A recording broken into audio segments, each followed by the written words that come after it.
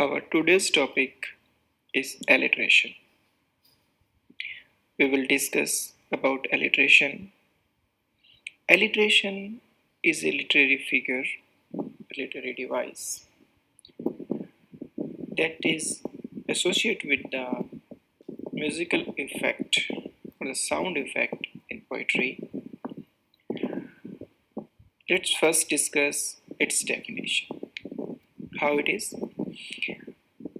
Alliteration is the repetition of a speech sound in a sequence of nearby words, especially at the beginning of words. Usually, this term is used for consonants. So, this is the definition. Let's explain it. What is alliteration?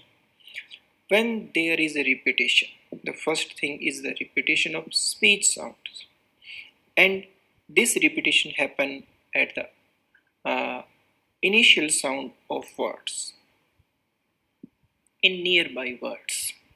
So, when there is speech sound or identical sounds appear again and again at the beginning of in the sequence of words, we call it alliteration.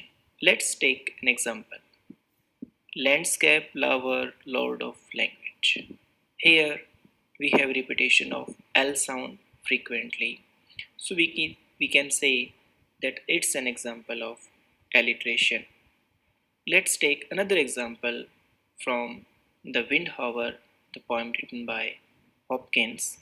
As I read, I caught this morning, morning's minion, kingdom of delights, dolphin, dapple, dan, dran, falcon. Here we see the repetition of sound produced by letter M. In the first line, morning, morning, minion. Three times M sound repeats.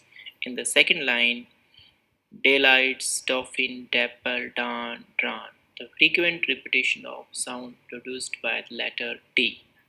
This creates a special type of rhythmic effect in line of poetry. This type of rhythm is known as sprung rhythm. We will discuss about it in our another video. So this is the alliteration.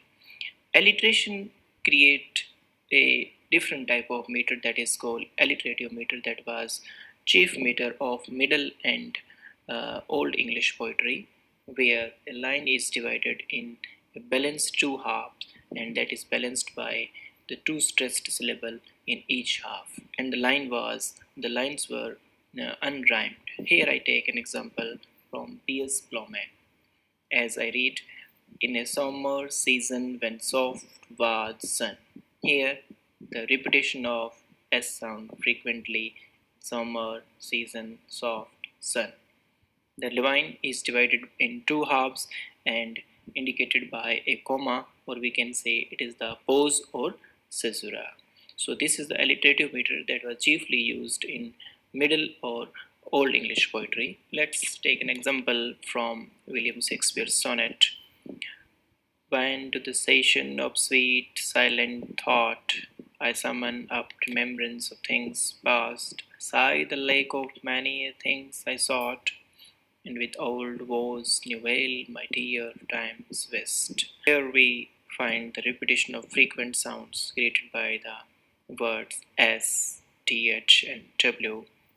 In the first line, the repetition of sound S, season, sweet, silent, summon, and in the things, thing, and uh, in the last line, woes, veil, west, the repetition of sound created by the letter W.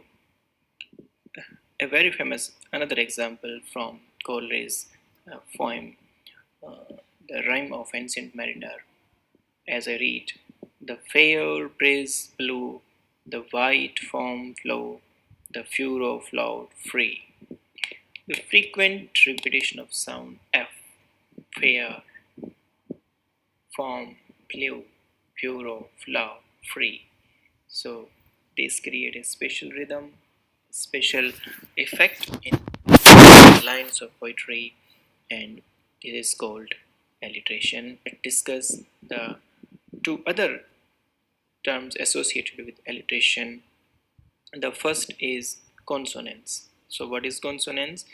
If the repetition of consonant with changed vowel sound, it is consonance. If the initial sound that is repeated frequently and with a changed intervening sound, the intervening vowel sound is changed, but the consonant sound remains same, we call it consonance. As in these words, live, love, lean, alone, Peter, better. Here we see the live and love, the repetition of L sound, but the vowel sound changes. As in this pair, lean, alone. Here, the repetition of L, but not the vowel, and Peter, better. Again, the repetition of P, but not the vowel sound. So it's an example of consonance. And the other associated term is assonance.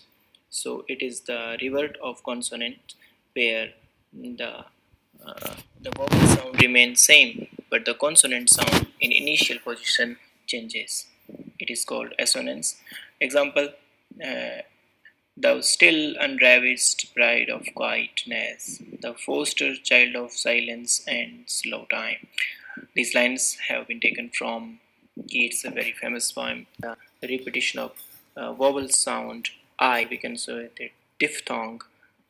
Here we find the sound of I is a diphthong sound. Let's closely examine in bright, quietness, child, silence, and time. Here the repetition of I, I, cha, I, and tie. Here we find. Let's look again. Bright, quiet, child, sigh, and tie. Here the repetition of a sound it creates a special effect, and we see the repetition of vowel sound again and again, but the consonant sound changes in each word, but this sound in a sequence. So it's an example of assonance. Thou, consonant and assonance both are related to alliteration. And alliteration, what is alliteration? The repetition of speech sound in initial initial position in a sequence of words in nearby words. Here we may get confused with rhyme. In our previous video, we discussed about rhyme. What is rhyme? Rhyme Rhyme is usually at the end of line or in rhyming word with last syllable stressed and all sound following that syllable create effect of rhyme as in this word lake fake. Here we say the last sound in the word in rhyming words are similar as k, but the initial sound lay fe is different. And if we say lake late, it creates alliteration. But when we say lake fake, it creates rhyme. And when we say lake late, it's an example of alliteration. So alliteration is associated with the in a sequence where the initial sound is similar in a group of words or in a line. Here we take another example from To Evening by William Collins. As I read, if aught of autumn, stop, or pastoral song, here the repetition sound of O in O, autumn, stop, and song.